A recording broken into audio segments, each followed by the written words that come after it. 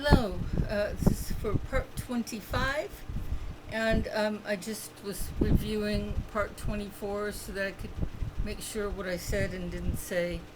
Um, and I was pointing out this modern English version of the KJV. It's called Modern English Version. It doesn't say KJV in the name of it.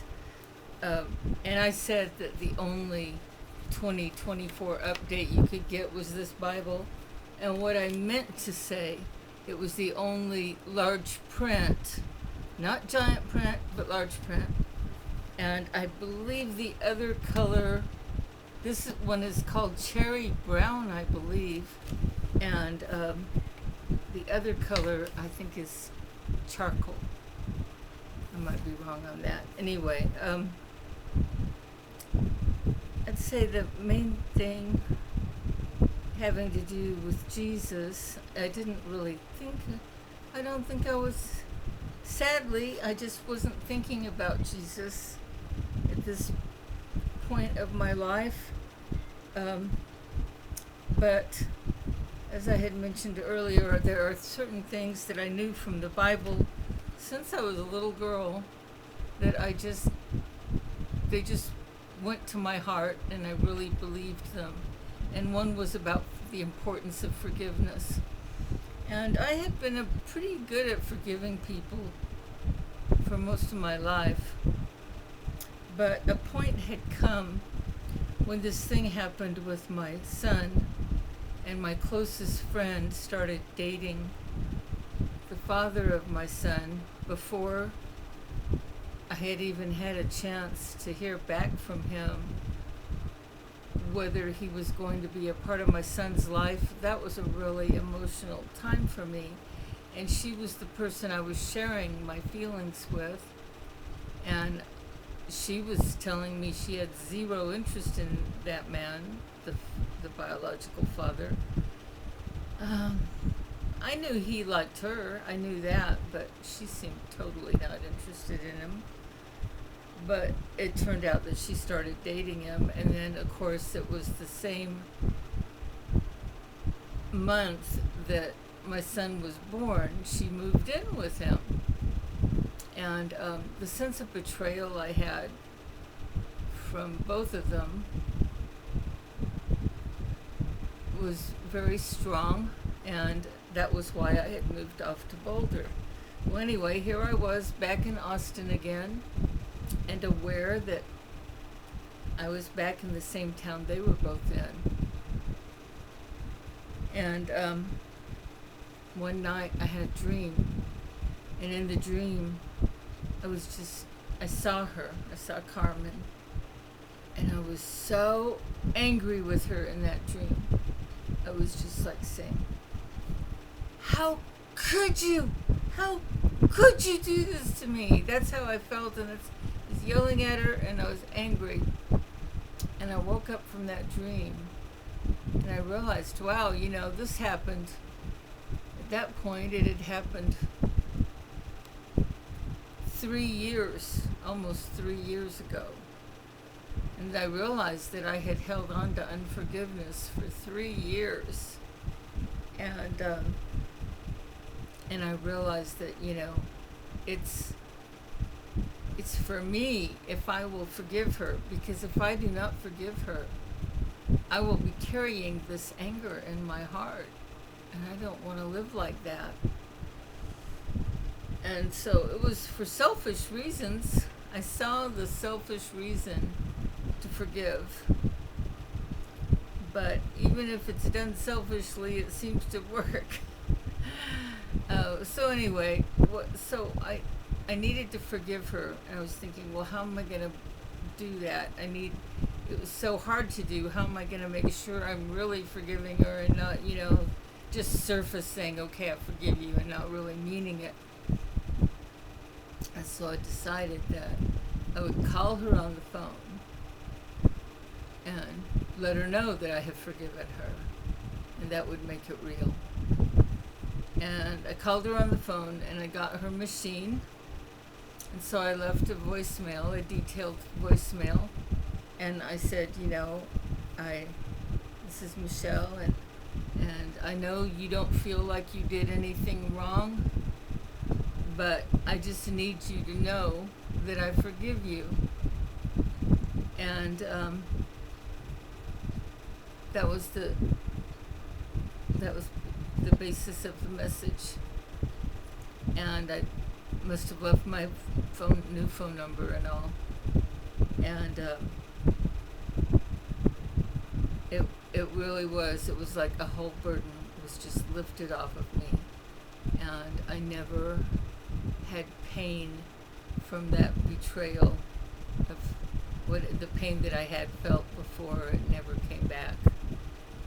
It was it erased it from my heart. It was so great. And also, if I hadn't done that, it really changed how other things worked out, because since she had lived with Richard during the time my son was born, what I had done at first is I wanted Richard to have pictures, the baby pictures. Just like a regular mother that's excited to be a mother. You take lots of pictures and you like to show people and send them. And I thought, well, I would send him pictures. I hoped that someday he would care enough to at least want to send him a birthday card or something. I really didn't. I just didn't want to ever have him be left without supervision with him, since I didn't trust him to be a safe father. So anyway, he would never write me back, but I would, several times I would send pictures and just let him know that Tristan was doing well. And he never responded. But Carmen told me that he would always keep those on the top of his dresser, look at them a lot. And she was the one who was able to report to me that he had told his mother about me, about my son being born. They were Jewish. They were I believe they were totally secular Jews. I don't really know, though. He didn't ever talk about it, but a lot of secular Jews, they're not religious, but they are very conscious of wanting to keep their bloodline without any non-Jewish people in it. And it was especially important to his mother, I guess. And so she anyway, I knew that his mother knew. And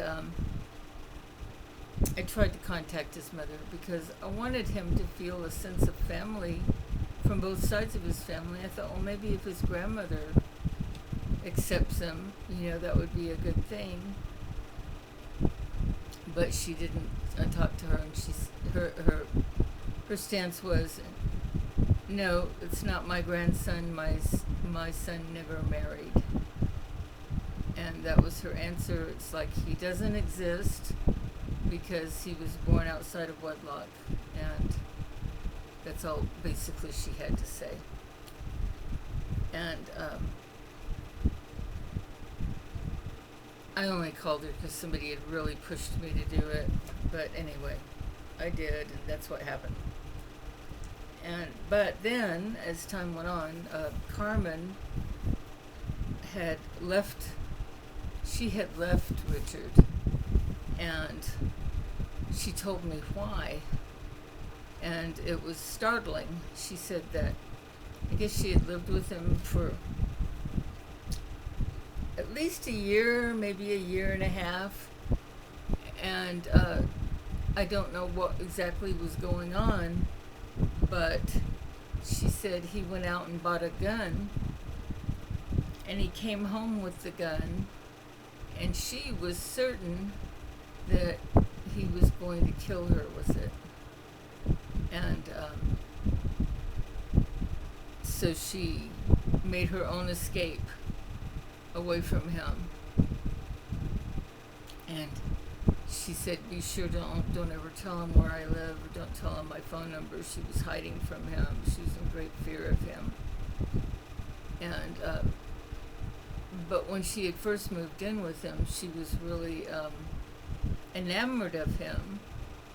And they had gone on a trip where she took a lot of pictures of him, a whole lot of pictures of him.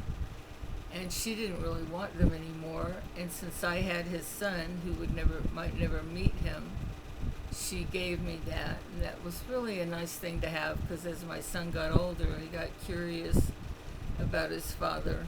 And I would always be able to pull out that little packet of pictures, which were an example of what his father looked like when he was born, or near when he was born. And she was a helpful, nice friend for a little while. And she never actually apologized, but she kind of came close to apologizing, in the sense that she explained to me that during the time that this happened, where I felt so betrayed, she said she felt like she was living in a movie. It was almost like it wasn't really her, and she was just watching herself in the movie. I thought that was really interesting. I couldn't understand it. I believed her. I could tell, because she really tried hard to explain it to me. And I was really glad she was out of it now. And she was Catholic, and I think maybe just getting back to Jesus, I have a lot of problems with Catholicism, but I know that people who, in spite of that institution, you can have a personal relationship with Jesus. The institution itself is not really sending you in that direction, but you can do that, and I think she was starting to do that, and I think that must be how she broke that spell, which I can't help believe was a type of demonic influence. There's a whole lot more of demonic influence in this world than people are realizing. Oh man, I just, some of the things I've heard that have happened, that can be the only answer to certain reasons why certain things have happened. Anyway, that was an important thing, that forgiveness lesson. And this was around the time that I had weaned my son, and I mentioned that John Stockwell, the ex-CIA agent that I did some transcription for, actually in the end I ended up doing some things that he paid me for. He wanted me to retype a book that he wrote. I can't remember the name of the book, but it was a book where he was telling about what happened in Angola. I think he might have written it sort of in a story form. Sorry, my memory's not really strong on that, but so I did typing for him, and it's because of him that I met the computer guy. There was a point where, students would come to me sometimes for typing, and then if they saw that I had a typewriter instead of a computer, it'd be like, oh, never mind, no, I just wanted to go to someone with a computer. And I started realizing that it was going to be important for my home typing business to have a computer. And so I think I must have told John Stockwell about that, something like that. And he, or maybe he wanted his stuff on a computer. That could have been it. I just don't quite remember. But he's the one who introduced me to an old friend of his who was a real computer whiz, who had gone to the University of Texas. And his friend was very nice and wanted to help me out. So he actually helped me get my first computer, and kind of showed me the ropes a little bit with it. And I don't think I need to go any more into that particular story, except to say that was kind of interesting. It turns out he was an old friend of Whitley Strieber, of that book Communion and all that. But we never really talked about it a whole lot. He just let me know that he had been friends with him. And then I was kind of wanting to find a father for my son. And I thought, well, I was feeling a lot of trust for God because of that vision I had that let me know that I was pregnant. I just felt like that there was some divine protection for my son. And I believed that somehow God would help me marry the right person so I wouldn't end up in a relationship that would be really harmful to my son, because obviously I wasn't good at picking men. And anyhow, I put out a personal ad and got lots of answers. It was back when you could still put personal ads in a paper, a free paper here that they had a way that you could get mail back from the person without them knowing your home address. I got, probably 30 different responses, and some of them had photographs, and I liked a lot of them. And one of my little sisters was actually visiting me at that time. She had just turned 18, and she saw all those letters, and she picked one. She said, "Him, it's him." She was very strong about that, and I decided to follow her advice. I didn't even meet any of the other guys from the other emails. When I first met him, I had instant infatuation, and long story short, not such a long story short, but anyway, he and I ended up getting married. We met in August, and we got married on January 1st. We got engaged after only 3 months after I met him. He was a divorcee, and I could tell, at least at that point, I knew I wanted to be somebody with good character, who was kind, had a sense of humor, and no tendency toward violence. And I think that those were the kind of things I was asking for in my personal ad. And he did fit those things. And I don't want to go deeply into all that, except to say that there was never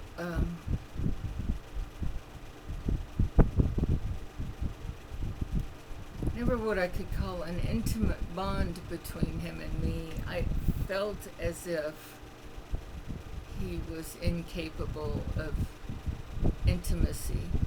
I had no idea why, but that was one of the main reasons that, for me, that marriage did not last. Well, but we did stay married for 6 years. That's a pretty long time. And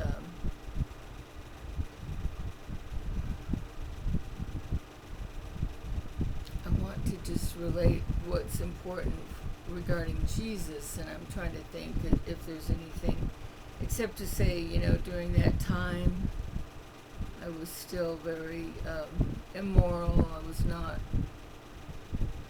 still not reading the Bible, and just thinking about myself and my son and my family. I was not centered on God.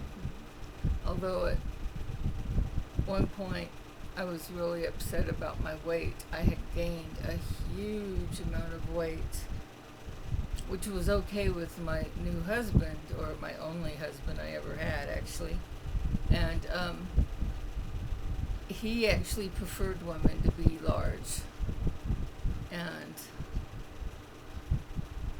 so that was good, but I didn't prefer me that way. And I also, there's a point where if you get heavy enough, it's physically difficult. And so I do remember I actually turned to prayer at one point, and I prayed to God and asked him to help me so that I could overcome this overeating thing.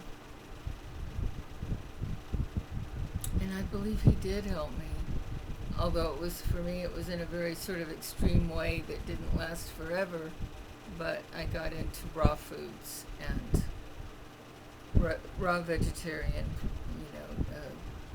no milk, no dairy, no dairy products, no eggs, no meat. It was kind of hard to switch over at first, but it became easy for me.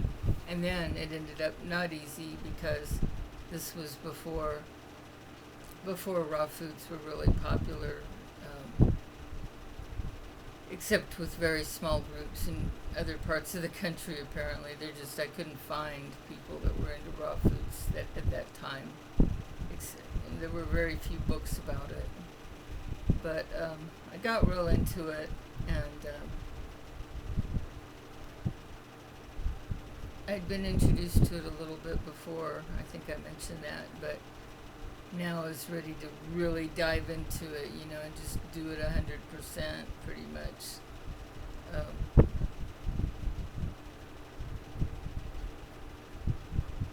I'd say I was eating 99% raw, healthy food.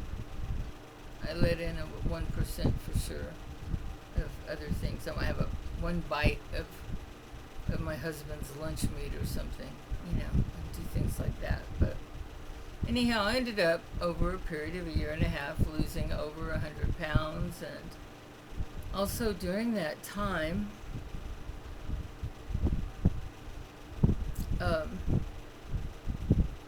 I just got more, just in my own belief system about sexual matters. I got more immoral, more interested in, like I would have been okay with, I ended up asking my husband, who I felt was sexually not the same as he was when he was courting me. I just felt like I wanted to have sex a lot more often than he did. And I asked his permission to have a lover outside of our marriage. And I got a definite no from him. And so I didn't physically, but this is when the internet hadn't started yet, at least not for me. But we did have, I had gotten a computer and you could call, what they called them, bulletin boards. You could call other computers in your own area so that you wouldn't be making a long distance call. And you had dial-up modems, and some people had what they called BBS. It was kind of like their own website. You could almost think of it that way today. But it was their own computer, their own little server, and depending on how many phone lines they had going into their computer, that's how many people could log on. And so I would call some of the different BBSs here in Austin, and that's when I discovered things like what you could call cybersex. And at the time I thought, well, it's not real because it's just your imagination. And so I was being adulterous without admitting to myself I was, because I started having computer sex. One of the people that I was having computer sex with really, really, really wanted to meet me in person and have physical sex. And that was when I asked my husband, could I do that? And he said, no, definitely not. And so I didn't. But I knew in my heart that that wasn't good, that I had cheated on him virtually. Actually met a guy. There was this one couple, they had inherited a lot of money or something, I don't know, but they had a lot of phone lines into their servers so that they could have something like a dozen or more, I don't remember the number, of people all logged in at the same time. So they had a lot of people that would dial in, and they had, what would they be called today? Like message boards. And, you could post whatever you were saying, and they had ones for different subjects and all of that. And you could do a post and come back the next day, your post would be there, maybe somebody would have responded, things like that. You could even go into a private room where nobody else could see, except who was ever running the computer. They could see, but anybody else calling in could not see your conversations with other people. And actually met a guy. I went to one of their parties, one or two of their parties. Really sad things happened. There was one lady that they had a mobile home out in front of their house, and they did, I don't know what you would call it. If it had been against her will, it would be called a gang rape. But she wanted it, and so I don't know what you call that. But a lot of guys went out there just to have sex with her, and it was just really sad to me because I could see what kind of state she was in. She's just a very depressed, lonely person, and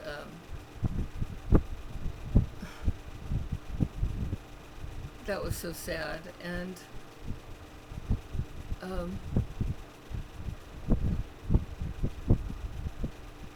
later I came to have my own fantasies that were similar to hers. They just weren't there yet. That's what I'm talking about. The longer you sin and you're not even turning away from it and, repenting and turning away from it and turning to God, it just gets worse over time, so that a person could start out like really clean, fairly clean and pretty good, pretty innocent and all of that, and you go through your whole life, 50, 60 years, or however many years, it doesn't really take all that many, depending on the person and all that, but you really lay up a lot of wrongdoings, a lot of things that are really, a sin is really something, it's a being disobedient to your Creator, every sin, and it hurts Him, and it divides us from Him, it keeps us from being able to commune with Him and communicate with Him, because like God the Father, who's Spirit, He is so pure, He can't even be in darkness. It's kind of like if you had a really strong light bulb and you turn on the light, the darkness just can't be there. It's just gone. It's just how it is. And you can't have the light say, okay, well, I'm going to go visit darkness. It can't be done. That's how Almighty God is, the Father. He's like that. He's that pure. And Jesus is that pure too, but the Father is amazing. He's able to do things that we can't understand. And he was able to father a human being through a human woman who is both 100% God and 100% man, because he did make us in his own image. Anyhow, I don't know how I got off on that, but well, I was just saying how the more you start pushing the envelope, the worse it gets. It's so sad, especially when you think about all the little boys that get exposed to pornography when they're very young. By the time they're 17 or 18, it's getting worse, and it goes on. And I know men have a lot of trouble getting away from porn, and it has ruined so many marriages. And well, anyway, that's not my life, so I'm not going to get into that right now. But anyhow,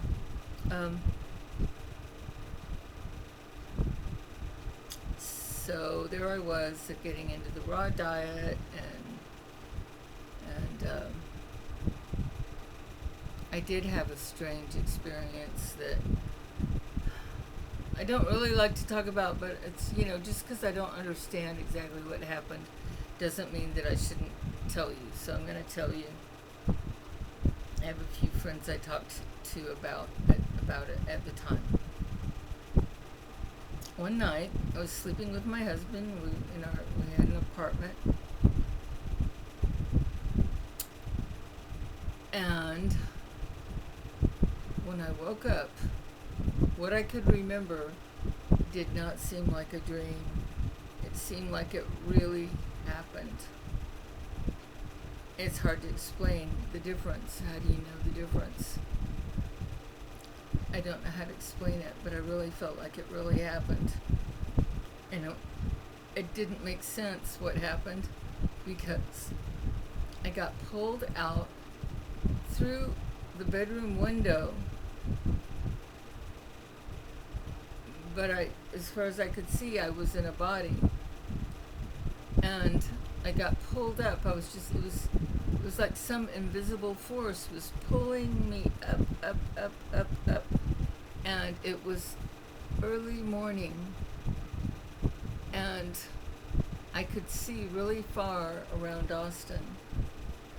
See the state capitol and all this stuff, and then I saw all these other people. They were all going up at the same time. One guy in particular, I remember he had a suit on and a hat and a briefcase, and I could see his suit jacket flapping in the breeze. And there were just all kind of different people, and they all seemed to be almost equally spaced apart. And when I looked up, I saw it was like there were little discs above each person, but whenever I could see better in this experience than I can in real life, because I'm nearsighted. But I could see their faces, I could see their eyes, and as far as I could tell, I was the only one that was awake. Everybody else seemed to have glazed eyes. And then, as I went up, I thought, exactly where am I going? And I looked up, and it just terrified me. It was like a round disc, and inside of it, it was kind of like there was see, I have draw this.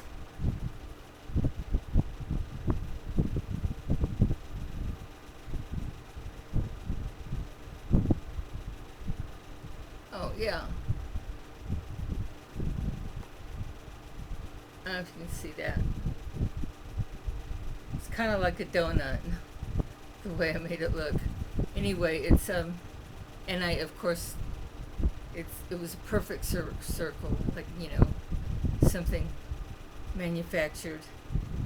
And then there was that circle inside the circle, and the inside circle was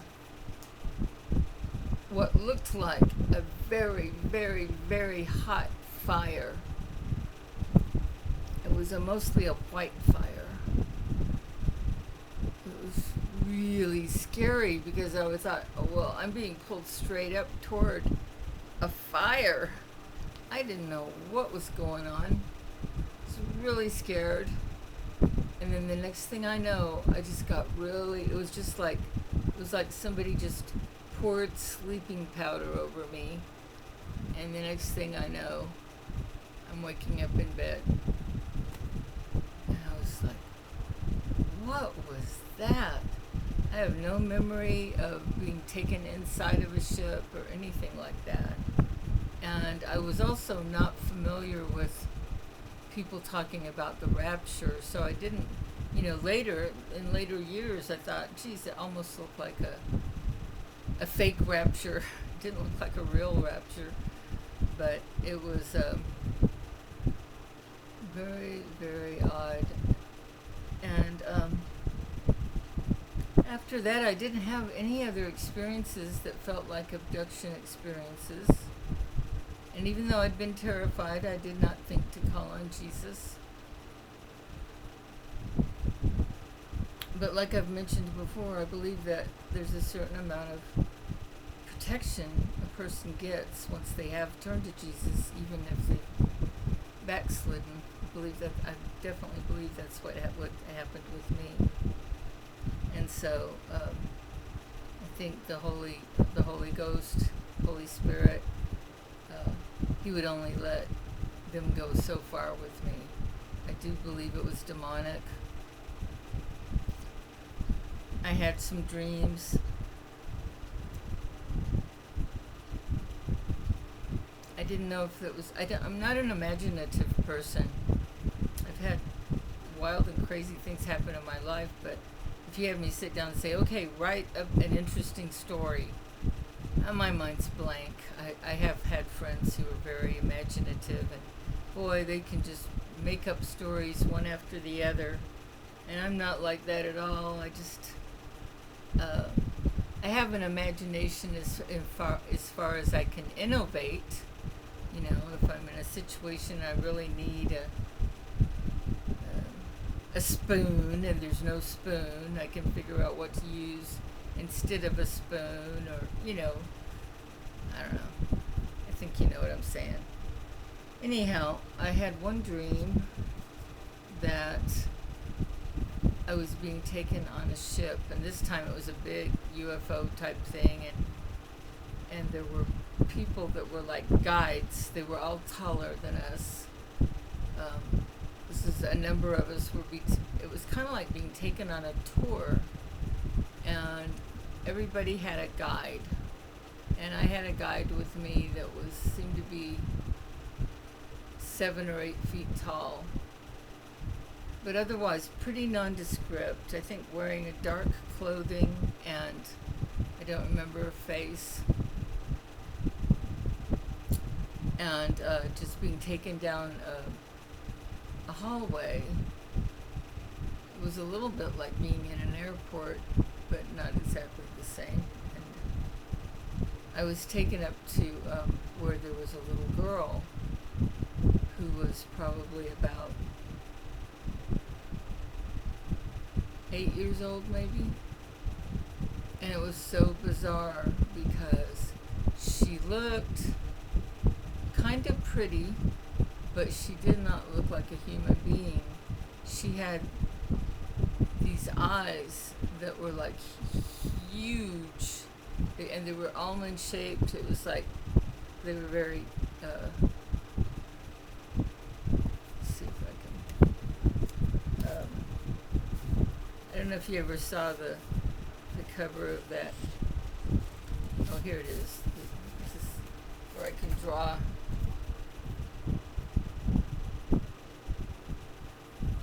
She had hair, and she had lips and everything. Everything in her face looked like a normal person to me, except for the eyes. I'm really not a good artist, but I'm just gonna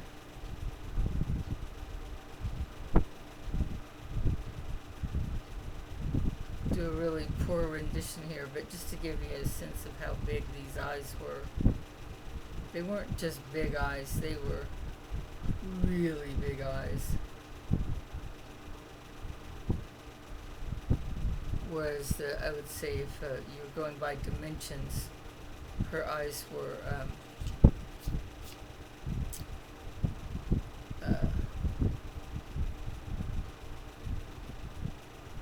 2 to 3 times bigger than a human.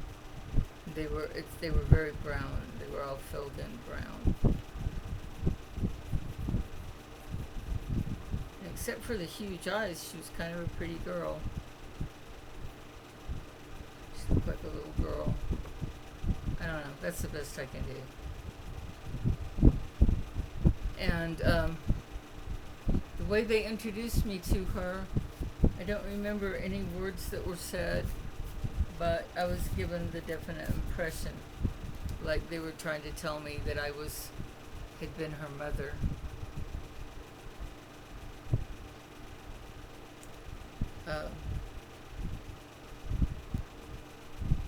And I think that's all I remember of that dream. And then I had one more dream, and this was really bizarre. In this last dream, I was in a room. It was kind of like being, if you hear about Hollywood directors, they always have their own private theater inside of their own home, and so they might have a theater in there. If they're a really powerful, rich director, they might have room for 50 people in their little private theater.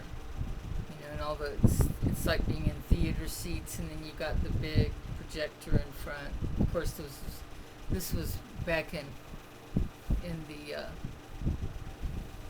I guess about 1990 or so, and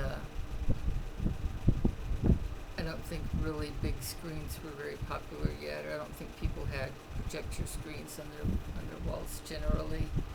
Anyway, it was a big screen in front, and like a movie theater, sort of. And they showed us, and there was other people there in these seats, and it seemed to be about 50 seats maybe. And they weren't as cushy as a director's theater seats might be, they weren't like, but there were seats for at least about 50 people, I would say, and I kind of looked around, and there weren't that many people there. It seemed like maybe 10 people. Most of the seats were empty. And they were showing us a film, and it was a movie. They were showing us a TV show inside of a movie.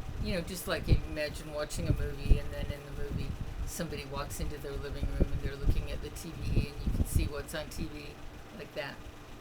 And so this was a TV inside of a movie, and on that TV was a woman who was like in her 20s, who looked very much like that little girl I had seen in the other dream.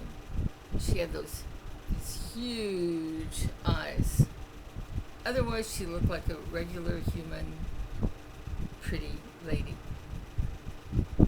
And I saw that, and I remember thinking, I was in a place where I guess I knew that people didn't talk, they just would think to each other.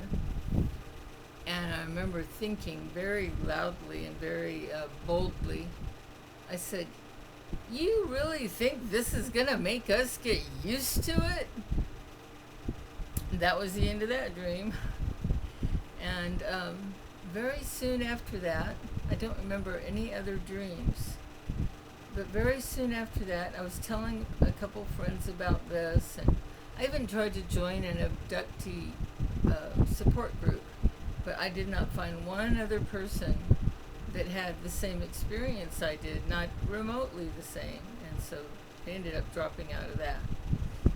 But anyway, I had a couple friends that were very interested, and I would tell them about my dreams and all this stuff. They thought it was pretty interesting. And suddenly one day, I woke up and it's like, I don't even want to talk about this anymore. I don't even want to think about it anymore. I was just done. And I didn't have a special reason that I knew of.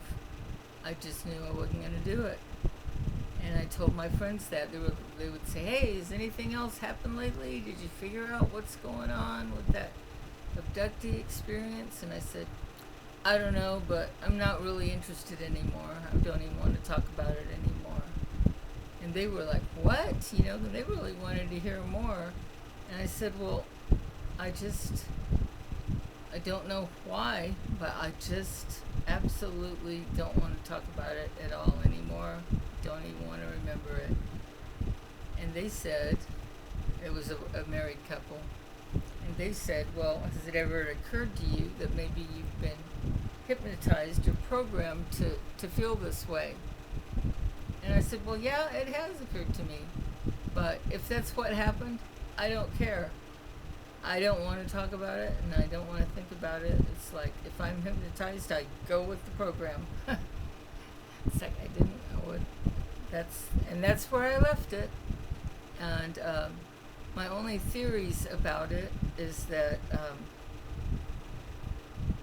I do not believe in ancient aliens the way it gets taught in that show. I actually haven't watched that show, but from what I understand, they're trying to talk about beings coming from other galaxies or other planets and visiting us, and they are technologically more advanced than us. And some will even go on to say that they are the ones who created us. They're coming to check in on us. That's what a lot of people are believing. And I don't believe that at all. I believe that the demonic that I talk about, that people keep thinking doesn't exist, that it's led by what's called fallen angels. And these are beings that lived for who knows how long. They've lived for thousands of years. And they were given free will when they were created. But in their decision, they decided to go against God. They wanted to be their own God. They wanted to be God. They wanted to be worshipped. They wanted to do what they wanted to do. And they're the ones who are going to end up in what people know of as hell. They're not being forgiven for trying to destroy humanity. They really want to destroy us. They would like us to all be dead. And then they could just take over the earth with their own, whatever their own sick idea is of what would be enjoyable, I guess. But that's never going to happen. So anyway, one of the reasons I believe this is because, well, I have a lot of reasons, because over the years there's different things I've learned about. And like one of the things I learned about was the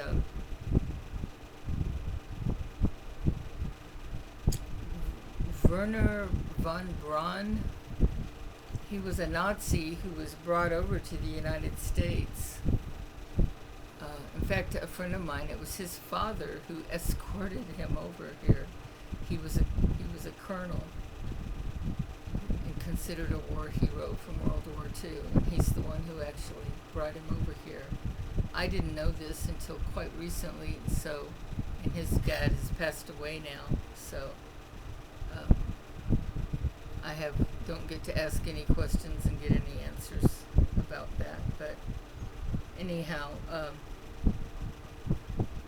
he was brought under that, similar to Project Paperclip, where thousands of Nazi scientists and such were brought over to the United States without the American public knowing it.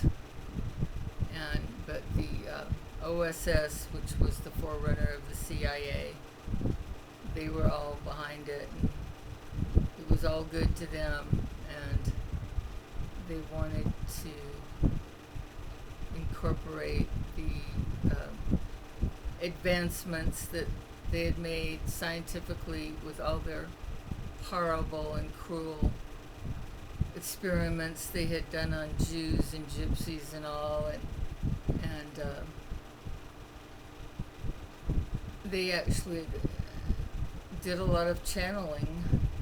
I know it sounds weird if you've never heard this before, but they had a group, I think it was called Vril, V as in Victor, R-I-L-L, and all the women, it was all women who did the channeling, and they would channel information with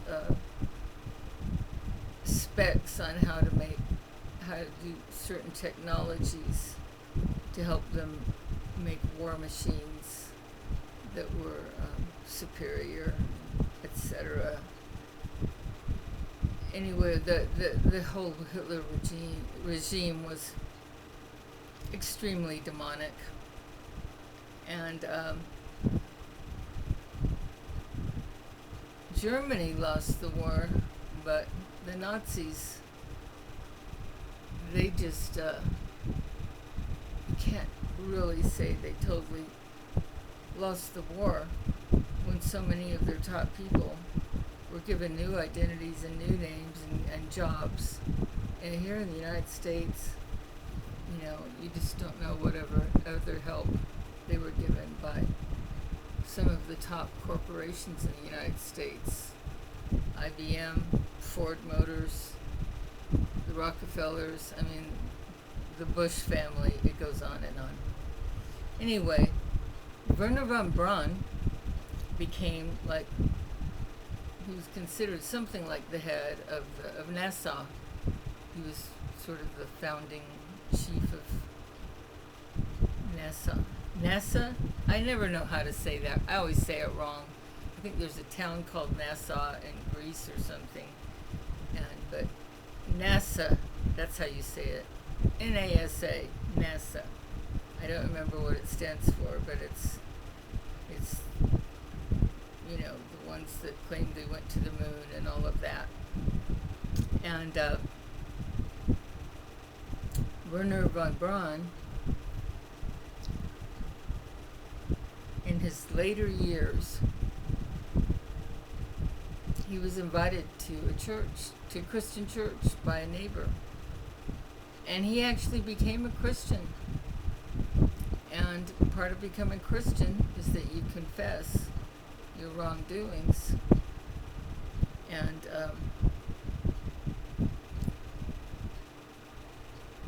do what you can to help others, to serve others, other human beings. And anyway,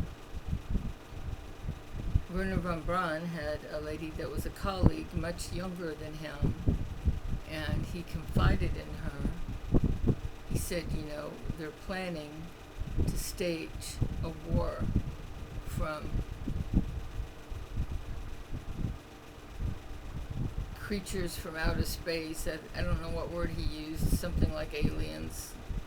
Aliens is used for a lot of things today, isn't it?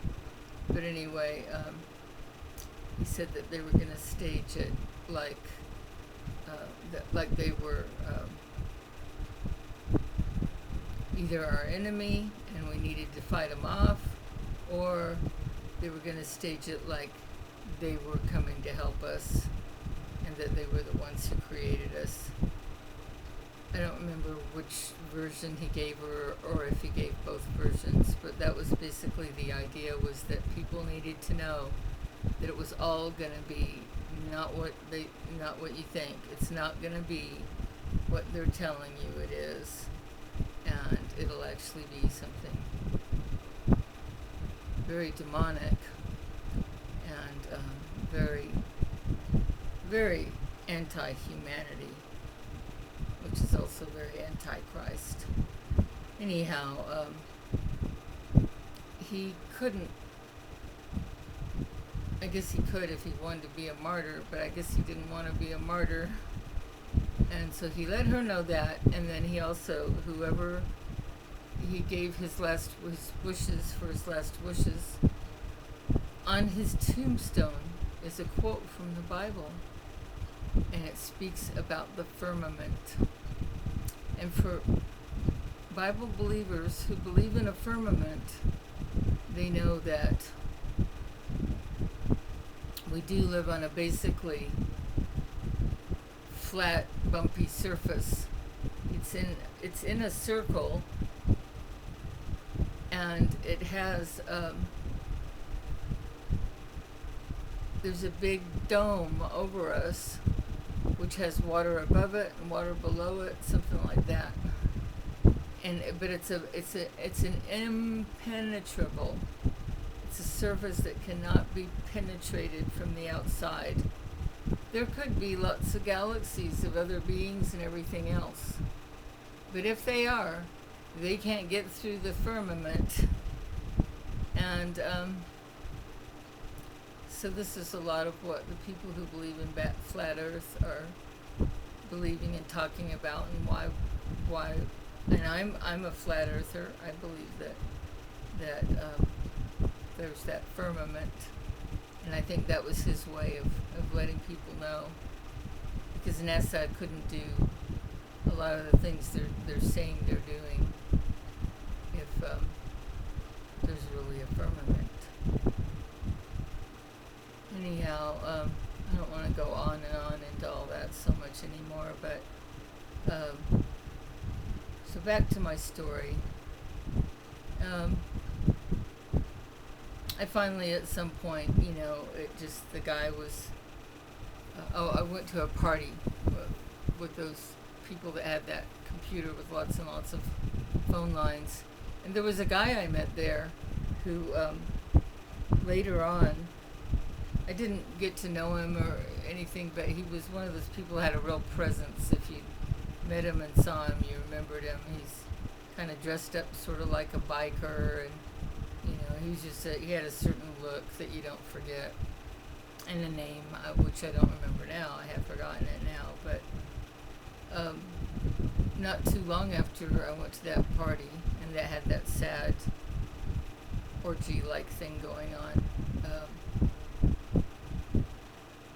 I had posted on the BBS that I was giving away a free couch, because we were given permission by the place we had rented. There was this awful couch. I just hated it.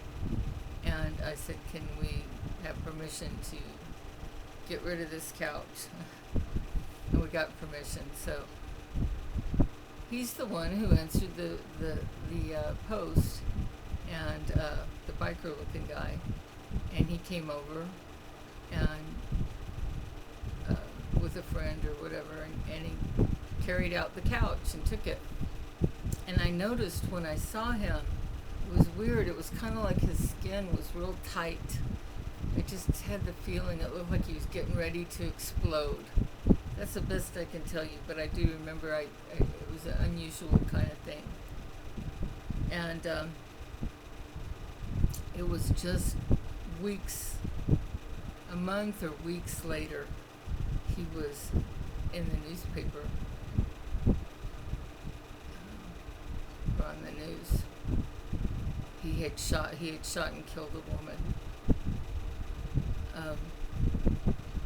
And that really affected me. I thought, oh my gosh, I go to the BBS party and I meet somebody who's a murderer.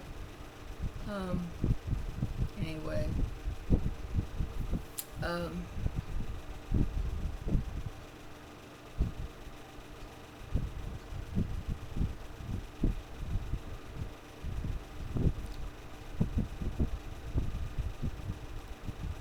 I'm not gonna talk anymore today.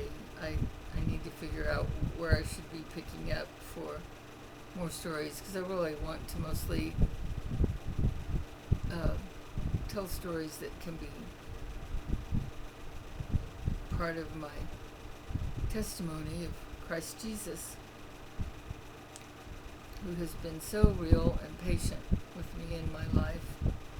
I don't recommend that you depend on that patience, because none of us are guaranteed another day of life.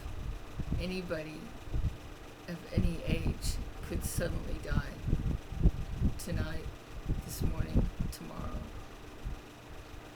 We don't know. We don't know when that day's going to come, and